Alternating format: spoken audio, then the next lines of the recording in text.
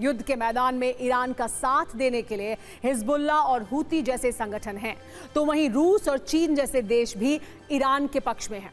रूस ने अमेरिकी हमले पर सख्त एतराज जताया है। ये कहा है कि ट्रंप ने आखिर अपना असली रंग दिखा दिया है। वहीं अमेरिका और इजराइल के पक्ष में ज्यादातर पश्चिमी देश हैं। पश्चिमी एशिया में अमेरिका के कई सहयोगी इस्लामिक देश भी अमेरिका के साथ हैं। ईरानी मिसाइल हमलों ने कुवैत, कतर, सऊदी अरब और यूएई जैसे देशों का गुस्सा बढ़ा दिया है। कतर ने तो ये तक कह दिया है कि ईरान ने हमला कर अपने लिए एक बड़ी मुसीबत खड़ी कर ली है। इस वक्त एक और बड़ी खबर आ रही है युद्ध के मैदान से, वो भी बता देते हैं आपको। इजराइल के हाइफा में ईरान ने हमला किया है। तो इजराइल के अलग अलग शहरों को निशाना बनाया गया है। तल अवीव में हमले किए गए थे, लेकिन देखिए हाइफा में किस तरह से ईरान ने हमला किया है वो बता रहे हैं हम आपको। ईरान की मिसाइलों से दहला है हाइफा शहर इजराइल का। तो तल अवीव ही नहीं, हाइफा को भी निशाना बनाया है। और सिर्फ हाइफा, तल अवीव ही नहीं, इसके अलावा भी कई और अहम शहर इजराइल के जिन्हें निशाना बनाया गया। यरूशलेम में भी मिसाइल हमला किया गया था। ये तस्वीरें आप इस वक्त देख रहे हैं इजराइल में हमले की तस्वीरें, जिसमें कि देख सकता है कि किस तरह से मिसाइल यहाँ टारगेट कर रही हैं। कार्तिकी काले जी, ये जो हमले हो रहे हैं, ईरान के पास मिसाइल क्षमता है, लेकिन इजराइल के पास एयर डिफेंस सिस्टम है मजबूत। अमेरिका की जो ये तमाम बेस हैं जहां हमले किए गए, वहां पर भी एयर डिफेंस सिस्टम तैनात हैं। तो इजराइल से युद्ध लड़ने में ईरान और क्या कर सकता है? क्या वो अपनी इस मिसाइल क्षमता से ही किसी हद तक इस युद्ध में अपनी ताकत को दिखा सकता है?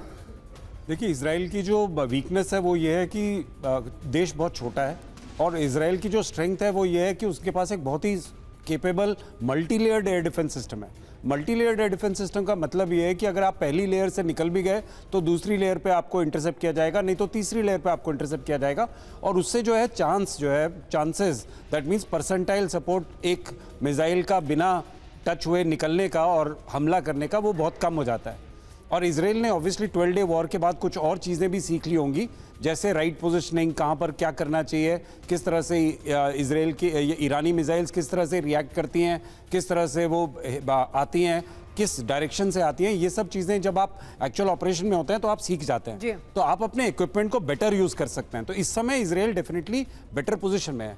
और देखिए, ये तो 100% श्योर है कि जून के बाद इजराइल ने अपना प्रोडक्शन जो है इतना बढ़ा लिया है, और अमेरिका वगैरह बाकी देशों से आयुध इतने ले लिए हैं कि वो अपने आप को इस लड़ाई में सस्टेन कर सके। जी हाँ, बिल्कुल। अब रही ईरान की बात, तो ईरान ने जो है अपनी टेक्नोलॉजी मिसाइल्स में इम्प्रूव करी है।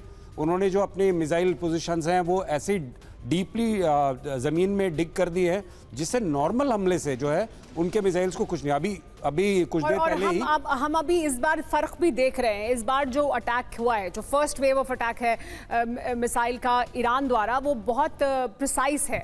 बिल्कुल, वो उस तरह का नहीं है जैसे हमने पहले देखा था। उन्होंने भी सीखा है लगातार जो वो हमले कर रहे हैं उससे। बिल्कुल, बिल्कुल। और इस बार जो उनका मिलिट्री बेसिस पर अटैक है वो प्रिसाइज है। सर, मैं वापस आपके पास आऊंगी। इस बीच और एक खबर बता देते हैं। अब तक के युद्ध में आपने यही सुना होगा कि ईरान ने बैलिस्टिक मिसाइल से इजराइल के शहरों पर हमले किए हैं, या फिर अरब देशों में अमेरिका के मिलिट्री ठिकानों को टारगेट किया है। लेकिन ईरान ने मिसाइल के अलावा ड्रोन हमले भी किए हैं। ईरान की तरफ से सैकड़ों ड्रोन दागे गए हैं। आपको यह भी बता दें कि कैसे ईरान मिसाइल के साथ साथ अब ड्रोन प्रहार भी कर रहा है और किन किन हथियारों से नुकसान पहुंचा रहा है, आइए वो आपको बताते हैं। मिसाइल की अगर बात करें तो ईरान के पास सेजल जैसी खतरनाक मिसाइल है। वहीं ड्रोन की अगर बात करें तो HESA गाजा 149 ड्रोन का भी इस्तेमाल कर रहा है। इसके अलावा फतेह मिसाइल है और आरश-1 ड्रोन है ईरान के पास। ईरान इमाद मिसाइल का इस्तेमाल कर रहा है, साथ में आरश-2 ड्रोन का भी इस्तेमाल कर रहा है। इसके अलावा कद्र, खैबर, शहाब 3 मिसाइल है और शाहिद ड्रोन है, जो नेतन्याहू और ट्रंप की चुनौती को बढ़ा रहे हैं। ईरान का पूरा अटैक प्लान उसकी मिसाइल शक्ति पर ही टिका है। ईरान के पास बड़ी संख्या में बैलिस्टिक मिसाइल हैं। ईरान की इस मिसाइल शक्ति के बारे में भी आप जान लीजिए।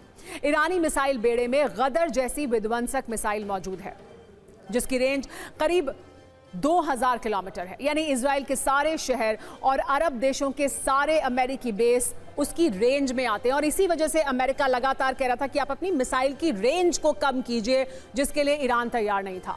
इसी तरह पावे मिसाइल की रेंज 1650 किलोमीटर है। बात अगर फतेह 2 मिसाइल की करें तो इसकी रेंज 1400 किलोमीटर है। ईरान इसे अपनी सबसे भरोसेमंद मिसाइल मानता है। हज कासिम मिसाइल की रेंज भी 1400 किलोमीटर ही है। इजराइल को सबसे ज्यादा खतरा सेजल मिसाइल से है, इसकी रेंज 2500 किलोमीटर है।